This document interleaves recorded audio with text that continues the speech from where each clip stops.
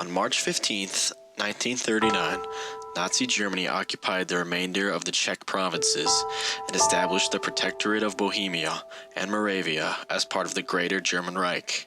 The Nazis then turned a former military base into a camp/ghetto. On November 24th, 1941, the first Jews arrived in Theresienstadt. Theresienstadt was located by the fortress town Theresienstadt in the northwest region of Bohemia, 30 miles north of Prague. Theresienstadt served as a transit camp for Czech Jews, whom the Germans deported to killing centers, concentration camps, and forced labor camps in German-occupied Poland, Belarusia, and the Baltic states. The SS deported and then incarcerated certain categories of German, Austrian, and Czech Jews based on their age. Also to be transferred were German and Austrian Jewish World War I veterans who met at least one of the two criteria: severely disabled due to war wounds and/or veterans awarded the Iron Cross First Class and above.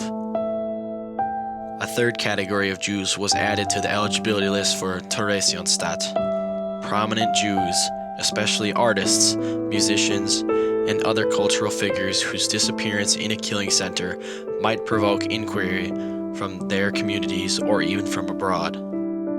This helped inspire a highly developed culture there, despite poor conditions.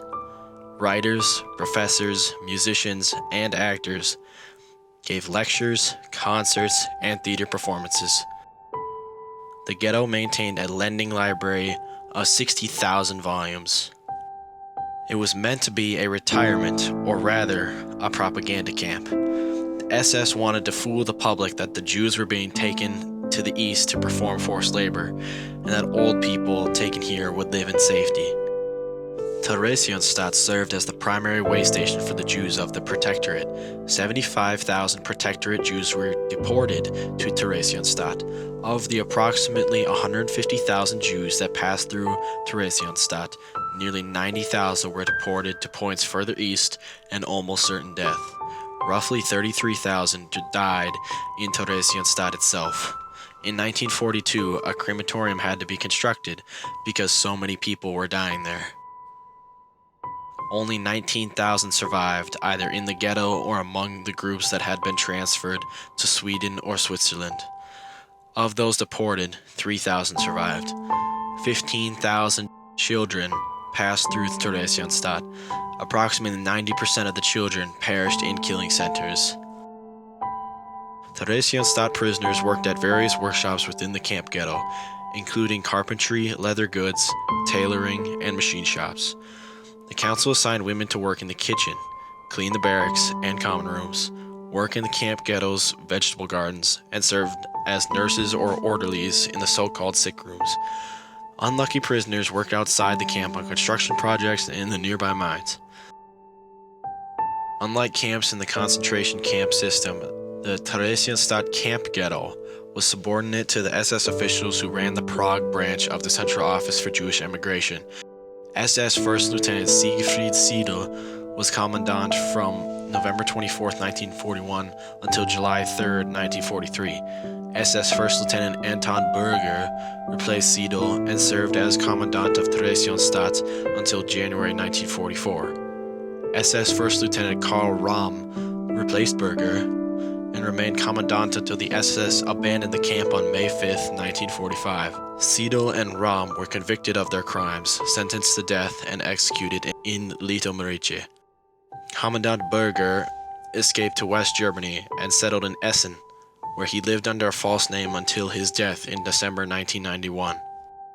The International Red Cross visited Theresienstadt on June 23, 1944.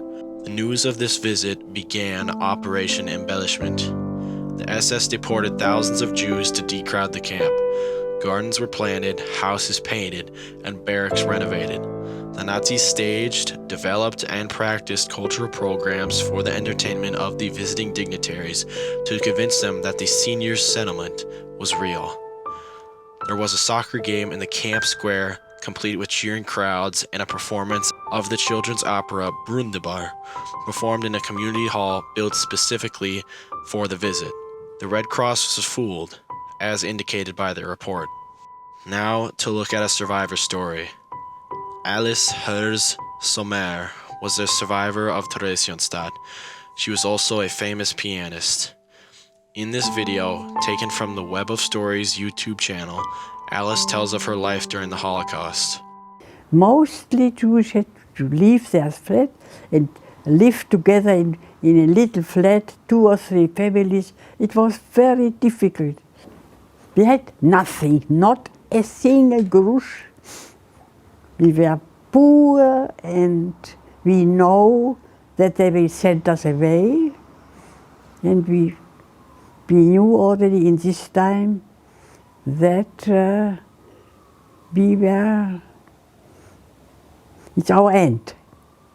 On the 3rd of July 43, we were sent away to a little town called Theresienstadt, after Maria Theresia Habsburg. It was a little place, always in this time, 600 years ago, were there this little town, especially for soldiers. There were 6 very high buildings where the soldiers were living and so on. This was especially for Jews, a very, very hard time. After visiting the camp on April 6th and April 21st of 1945, the International Red Cross took over its administration on May 2nd, 1945. The SS fled on May 5th and 6th.